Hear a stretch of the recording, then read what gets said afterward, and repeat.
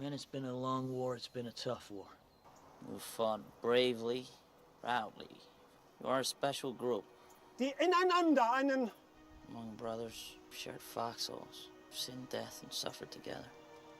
I'm proud to have served with each and every one of you. You deserve long and happy lives in peace. Few stories hit harder than Band of Brothers. It wasn't just a TV series, it was a tribute to real men who lived through the unthinkable. When it aired in 2001, audiences around the world were stunned, not just by the scale, the explosions, the sweeping battles, the record-breaking budget, but by the raw humanity at its core. Every scene was built to honor Easy Company. From the brutal boot camps the actors endured, to the veterans who stood on set with tears in their eyes, this wasn't just entertainment, it was memory. It was sacrifice. It was history brought back to life. But behind the respect and the legacy were wild stories, mistakes, and hidden details that even longtime fans might not know. These are 20 shocking, heartfelt, and unforgettable facts about Band of Brothers. Number 1. The budget was bigger than Hollywood blockbusters. When HBO and DreamWorks teamed up for Band of Brothers, they didn't just open their wallets, they emptied them. The miniseries cost over $120 million to make, a figure unheard of for television in 2001.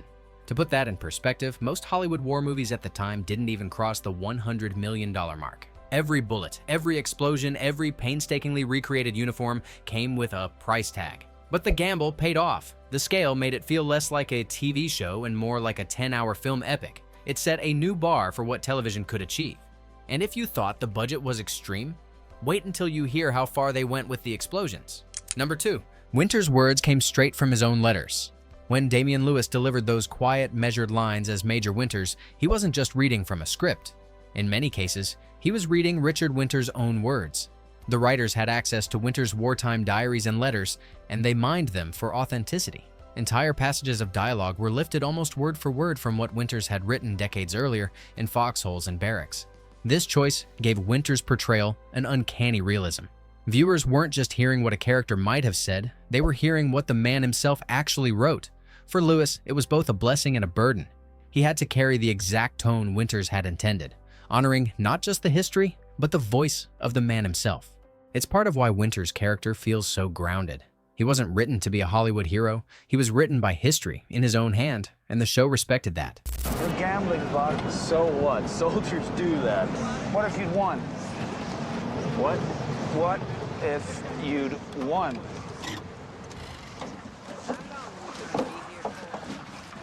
Never put yourself in a position where you can take from these men. Number 3. Babe Heffron had a real cameo. Edward Babe Heffron wasn't just portrayed in the series, he appeared in it. In episode 4, Replacements, during the liberation of Eindhoven, you can spot Babe himself, sitting among Dutch civilians, waving a small flag. It's quick, subtle, and easy to miss, but it's one of the most powerful cameos in the whole show. Think about it. Here was a man who actually lived through the liberation of Europe, now sitting in the middle of a scene recreating it, surrounded by actors playing the brothers he fought beside. For viewers who later learned of his cameo, it became a goosebumps moment, history folding in on itself. It wasn't just a nod to accuracy, it was Babe placing himself back into a memory, honoring the men who didn't live to see their story told. Few shows have ever blurred the line between past and present so beautifully. Number 4. Gorner and Heffron's friendship changed the show. Wild Bill Gorner and Babe Heffron were inseparable in real life. After the war, they became best friends, spending decades side by side, telling stories, and even writing a book together. Brothers in Battle, Best of Friends. That bond left such an impression on the production team that it shaped the way their characters were portrayed on screen. Writers gave Gorner and Heffron more shared moments than they might otherwise have had, often inserting dialogue or reactions that highlighted their connection. Frank John Hughes, Gorner, and Robin Lang, Heffron, leaned into it, building a chemistry that felt genuine because it was inspired by a real-life friendship that lasted until the men's final years. The series was about a company of brothers, but within that brotherhood, Gorner and Heffron became the living embodiment of what the title meant. Two men bound not just by war, but by a lifelong loyalty that no battle could break. Heading back to barracks. You Heffron? Yeah. From Philadelphia? South Philly, yeah. I could tell. 17th Street. Yeah, Front Street. Hey. Yeah, sit down. Number 5. The boot camp nearly broke the cast. Before cameras ever rolled, the actors were sent to a 10-day boot camp run by Captain Dale Dye. a retired Marine who had trained casts for Platoon and Saving Private Ryan. His mission wasn't to teach them how to act like soldiers, it was to make them feel like soldiers. The camp was brutal. No cell phones, no contact with the outside world. The actors hiked miles in full gear, crawled through mud, and dug trenches until their hands bled. They slept in freezing tents, ate bland rations, and were woken at all hours for surprise drills. Die-barked orders, punished mistakes with push-ups, and kept them on edge until exhaustion broke down their comfort as Hollywood stars. Damian Lewis later said it was one of the hardest things he'd ever done. Michael Fassbender recalled collapsing under his pack, and Ron Livingston admitted he seriously considered quitting. But something unexpected happened. The actors bonded. They leaned on each other, cursed together, laughed together, and by the end, they weren't just co-stars. They felt like a platoon. That chemistry translated directly to screen. When Easy Company looked like a family under fire, it wasn't acting. It was survival they had already lived. I want to be in the airborne, sir. You have 50 minutes to the top and back, and I will be watching you. What are you waiting for?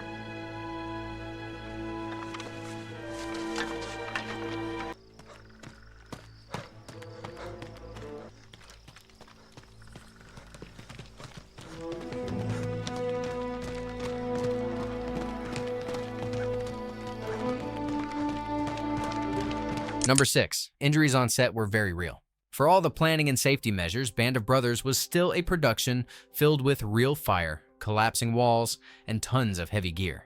And with that came injuries. Neil McDonough, who played Buck Compton, was nearly blinded when dirt and debris from a controlled explosion blasted into his eyes.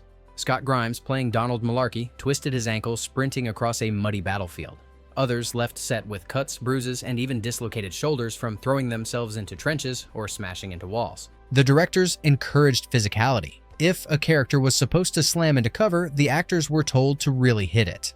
That intensity gave the show its authenticity, but it also meant stunt coordinators and medics were always on standby. Between takes, it wasn't unusual to see actors icing swollen knees or patching up cuts before getting back in uniform. These injuries weren't glamorous, but they reminded the cast that even pretending to be in war carried risks. For them, it was just bruises. For Easy Company, it had been life and death. Number 7. Shifty won a rigged lottery, then almost died. At war's end, many soldiers were desperate to get home. The Army had a point system, 85 points to qualify for discharge, but Shifty Powers, the legendary marksman, had only 75. Despite fighting continuously from Normandy through Bastogne, he didn't have enough points by the rules. So Easy Company did something extraordinary. They rigged the lottery meant to choose one man to return home early. They removed their own name so Shifty's name would be drawn, and it worked. He won and was set to go stateside. But tragedy struck. During the drive to the airfield, the vehicle carrying Shifty crashed violently. He was badly injured, fractured bones, internal trauma. While his comrades arrived home weeks earlier, Shifty spent many months in Army hospitals recovering from that wreck. He didn't just win the lottery to go home, he almost never made it back at all. That twist makes his return even more remarkable. Back home in Virginia, I just don't rightly know how I'm going to explain all this. You're a hell of a fine soldier, Shifty. There's nothing more to explain. Thank you, sir. Number 8. One backlot became all of Europe. Instead of flying cast and crew around the continent, HBO and DreamWorks built their own Europe on a massive backlot in England. The set included streets, town squares, churches, and houses, all designed to be redressed and reused for different locations. One week it was Holland, the next it was France, and later it stood in for war-torn Germany. Crews swapped signs, adjusted building facades, and scattered different rubble to transform the same block into a new country. To the actors, it felt uncanny. Scott Grimes said he sometimes forgot he was on a set because the detail was so overwhelming, down to bullet holes in walls and laundry strung across windows. Of course, those towns rarely survived a whole episode. Entire blocks were rigged with squibs and explosives, then leveled in battle sequences. Cleanup crews would work all night to reset everything for the next day's shoot. It was destruction and rebirth on repeat, all in the service of authenticity. Number 9. Future A-listers got their start here. When Band of Brothers first aired, most of its cast were unknowns, but hidden in the trenches were faces that would later dominate Hollywood. A young Tom Hardy appeared as Private Johnovec in the final episodes, bringing raw charisma that hinted at the career ahead. James McAvoy had a brief but unforgettable role as Private. James Miller, whose death hit fans hard. Michael Fassbender turned up as Sergeant Burton Pat Christensen, long before Magneto or 12 Years a Slave. and even comedy star Simon Pegg showed up in a straight role as First Sergeant Evans. For many of these actors, the series was a launching pad. They weren't stars yet, just hungry performers thrown into the mud and fire of one of the most ambitious productions ever attempted for TV. Years later, fans still marvel at how many careers quietly began in Easy Company's shadow. Number 10. The UK backlash called it propaganda. Band of Brothers was a massive hit in the United States, but when it aired in the UK, not everyone was impressed. Some British critics argued that the series glorified American heroism while downplaying the sacrifices of Allied forces from other nations. Headlines accused it of being American propaganda dressed as history. HBO pushed back, reminding audiences that the story was always meant to focus specifically on Easy Company, not the entire war. Still, the debate stirred strong feelings. Some veterans defended the series, praising its accuracy and respect for the men who fought. Others said the controversy missed the point, that it was about brotherhood, not ownership of history. Despite the criticism, the show swept major awards, including Emmys and Golden Globes, cementing its legacy as one of the greatest war dramas ever made. Pretty wild so far, right? And we're only halfway through. Stick around, because coming up, we've got the lieutenant whose reputation was torn apart, the mistakes history buffs still argue about, and even the Belgian nurse who became a real-life hero in Bastogne. Trust me, the next half of this list is just as intense as the battles Easy Company fought. Number 11. The Norman Dyke controversy. One of the most debated parts of Band of Brothers is the portrayal of Lieutenant Norman Dyke in the Breaking Point episode. In the show, he freezes under fire at Foy, abandoning Easy Company until Lieutenant Ronald Spears takes charge with his legendary sprint across the battlefield. It made for gripping television, but veterans and historians argue it wasn't fair. Some who served with Dyke insisted he wasn't the coward the series painted him to be. They admit he wasn't the most beloved officer, but they say the moment was exaggerated for dramatic effect. The controversy lingers to this day. For many viewers, Dyke is remembered as the officer who cracked under pressure. For those who knew him, he was a man whose real story got lost in Hollywood's need for a villain. Buddy! You take your men on a flanking mission around the village and attack it from the rear! You understand me? To go around and attack the village by itself? We will provide suppressing fire! We're gonna be kind of alone out there, Lieutenant! We will provide suppressing fire!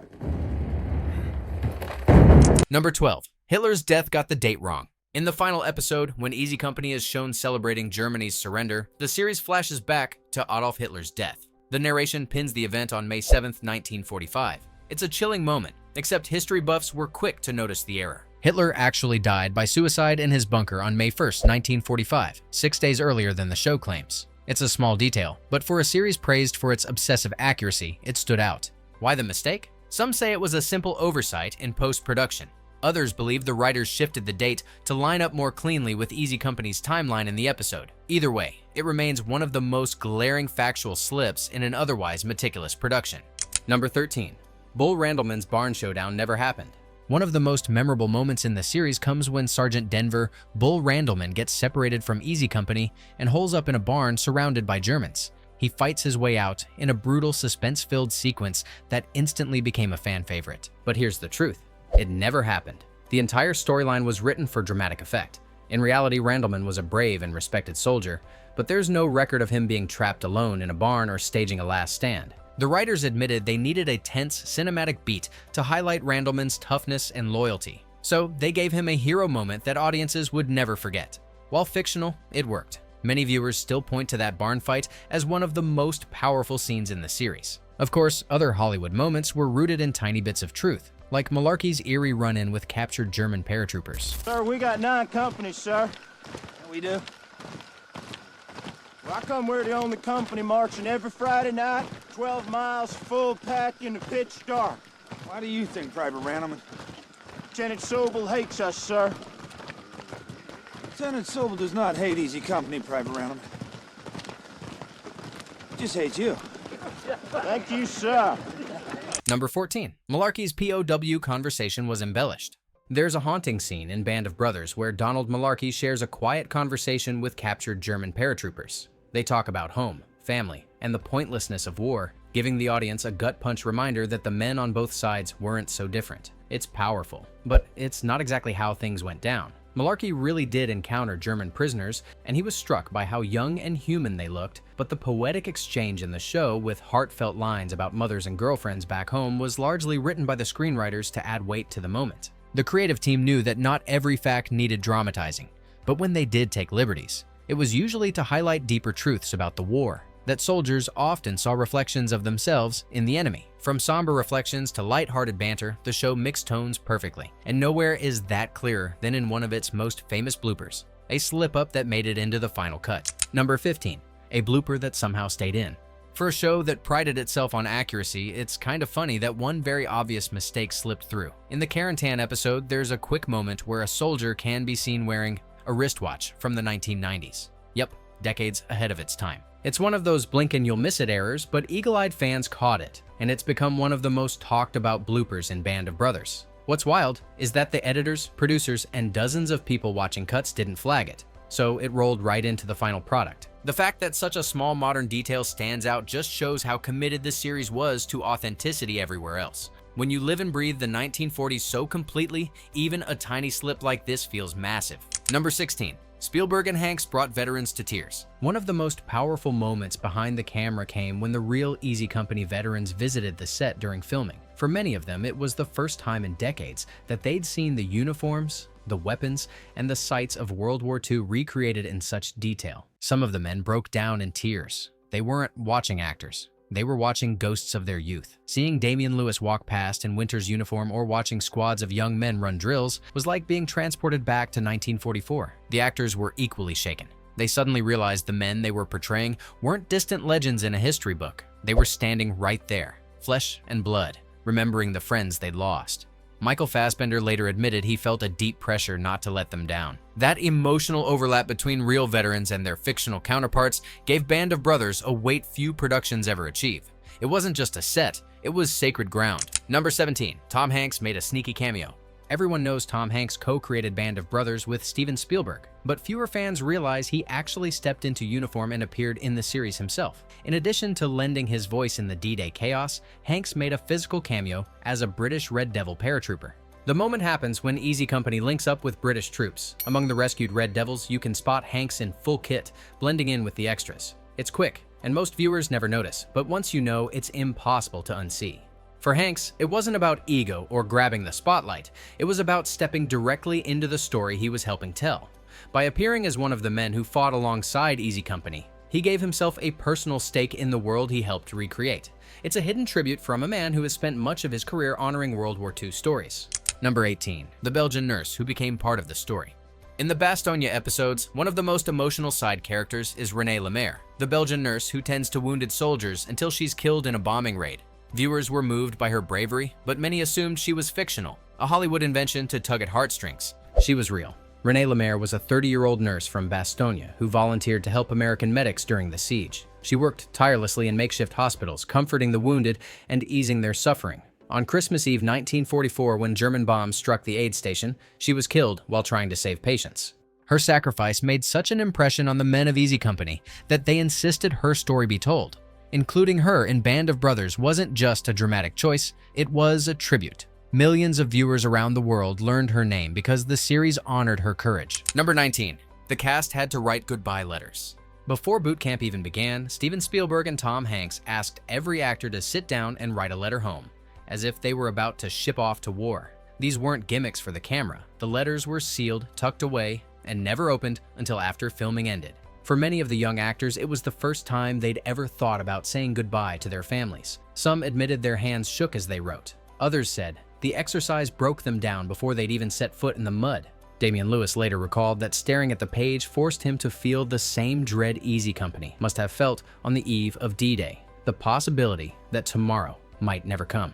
It was a psychological gut punch, and it worked. By the time boot camp started, the cast wasn't just playing soldiers. They had confronted the same fear of mortality their real-life counterparts lived with every single day. That emotional weight never left them, and you can feel it in their performances.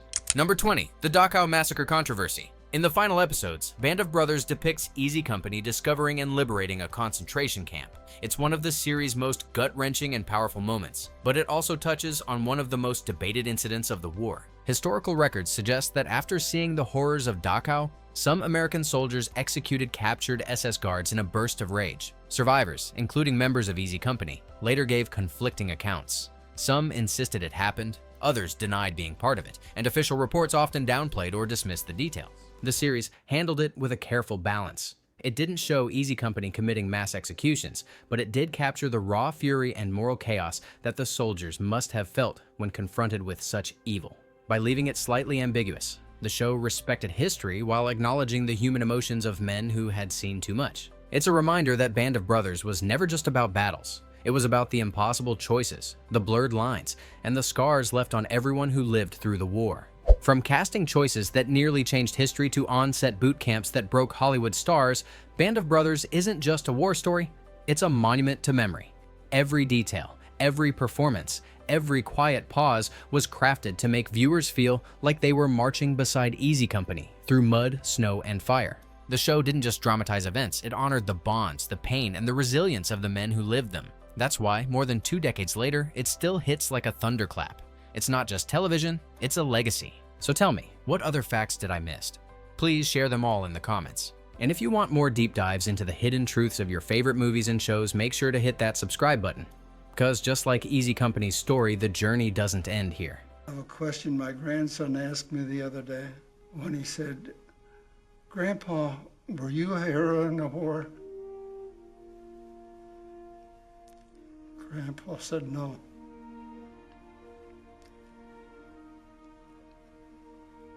But I served in a company of heroes.